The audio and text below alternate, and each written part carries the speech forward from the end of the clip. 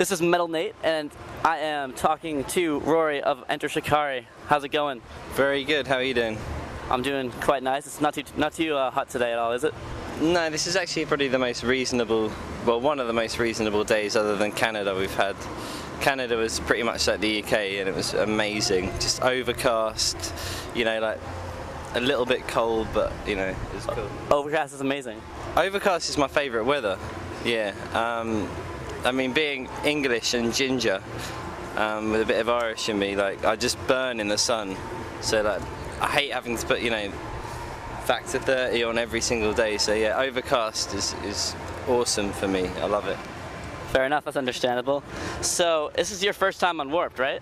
Yeah, it is. Yeah. And are you enjoying yourselves on it? Yeah. We heard a lot of like horror stories about, you know, how hard and hot and everything it was, and I mean it kind of is, but I mean compared with like a lot of other tours we've done back in the UK, like it's alright, you know what I mean? It's just like, well, we're just kind of used to it. I mean, we've toured so much, we're kind of pretty much prepared for anything now. So. And you're supporting your most recent release, Common Dreads. How much of old stuff off of Take to the Skies are you playing, and how much are you playing off of Common Dreads? Like, what's the ratio? I think it's about 50-50. We try and keep it quite even because there's a lot of kind of, you know, people who just want to hear old stuff and people who just want to hear new stuff, and then there's some people who want to hear both. So we try and keep, you know, give a bit of everything to everyone. Fair enough. How did the recording process differ for Common Dreads from your previous album? I remember seeing YouTube videos of you guys in this tiny little cooped up room just playing. I don't know if that was rehearsing or if it was recording. Yeah, that was the place where we wrote the album. That was actually in a little shed in the bottom of Chris's garden. Well, it's more like a little outhouse type thing in the bottom of Chris's garden. So yeah, we did most of the writing there, and then we went over to a little island just off the south coast of the UK called the Isle of Wight. Well, it's actually still part of the UK. It's not off the UK, but anyway. Off the south coast of England, there you go. And it's basically just like a tiny little island full of farms and hills and sheep and tiny little villages and stuff. And there was this one big, like massive manor house that's like 1,000 years old, like that used to be like a monastery where we basically this dance producer who did like a lot of Paul Oakenfold stuff, like set up a studio in the barn. Even though it's a listed building, he sort of did it illegally anyway. A cheeky fellow. But anyway, so we just basically did all the recording there, which was amazing. Just having all that kind of freedom, just to, you know, every time you just get too cooped up in the studio, you just walk around the countryside, and you know, like, it's all brilliant. But I guess the main difference in the actual recording process was just the amount of time that we had to experiment and.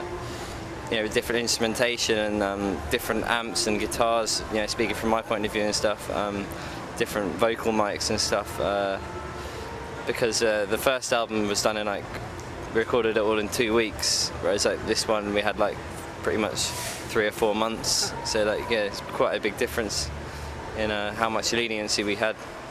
Okay.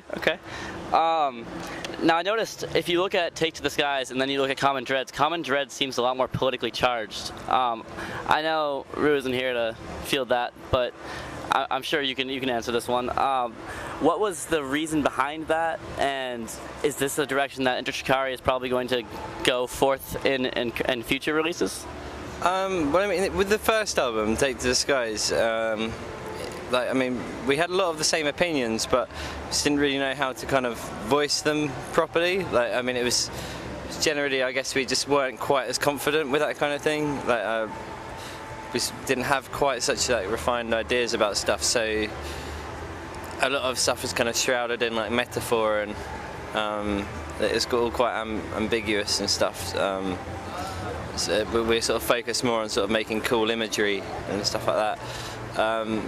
Whereas the second Common Dreads, we were just like, okay, you know, we got slightly better ideas of what we actually want to say now. So yeah, it was just more sort of directly outspoken, because at the end of the day, you know, when you're running around on stage like shouting your lungs out about something really passionately, like you want it to be about something that you care about, or something that actually means something, or something, you know, as well. You've got kind of a responsibility, or well, it kind of starts to feel like you've got maybe a responsibility to kind of like broadcast some sort of I don't know, message that actually matters, to, you know, actually might make some positive difference, rather than just, you know, talking about a girl or something. Do you know what I mean? Yeah, yeah. What on earth influenced the video and lyrics behind Juggernauts? Hilarious video, by the way. Yeah, I mean, to be honest, like the lyrics was just about basically just how big companies, you know, for an example, like Walmart or something, you know, how they move into like a small town and just, you know, just swamp everything else and just, you know, suck the life out of everything and just you know, suck all the money out of all the little people. So, you know, Juggernaut's crushing all in its path and everything. That's what that's on about. It's just about how, you know, we can't really sustain that kind of behaviour. Like it's quite self-destructive for communities and stuff. Yeah, and then the video, we had a really good idea for this video, but our record label was like, nah, we've got. We'll see if this guy can come up with this guy who we want to use can come up with this other idea. So we came up with this other idea, and we're like, we're not too sure about that. Can we use our one? And they were like, oh no, it's too late. You got to use our one now. You got to use this one. So we ended up, being tied to these posts, like, so we ended up, you know, tied to these posts, like looking like, I don't know, like some sort of action movie or something. It was quite funny, like, you know, we're quite pleased with like the way it all turned out. It's quite, I guess, it's a bit more tongue-in-cheek.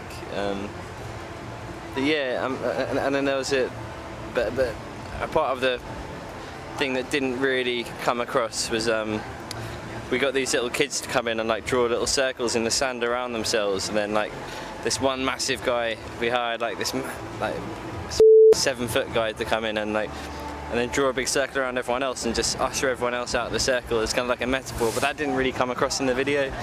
That's the one part that would actually really like meant something. Yeah, like, but yeah, but I mean, it's cool. Like we're happy with the way it came out. It looks great, you know. I think, like, you know, visually wise. Yeah, you guys blend a bunch of different types of music, a bunch of different genres, into one cohesive, awesome sound. What kind of influence does a band like Enter Shikari have?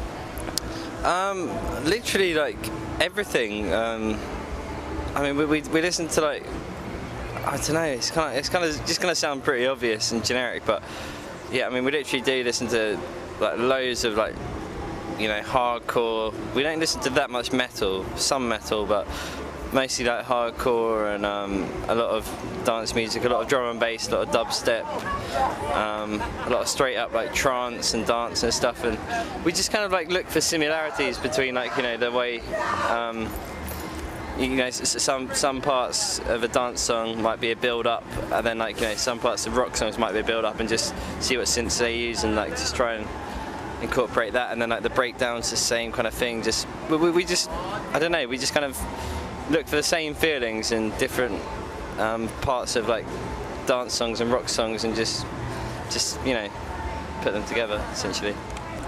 After Warped Tour, are you guys going to be working on a new album, or are you going to wait until next year to start that sort of thing? Yeah, we're going to start writing in January, hopefully. Until then, we just got a hectic touring schedule. No pun intended? Huh? No pun intended? Isn't that the name of one of the tracks on the... Yeah. Yeah, so no pun intended. Yeah, but we're coming back to the States in October, actually. So hopefully we'll be coming around here as well. I sure hope so. Cool, thank you very much. Cool, thank you.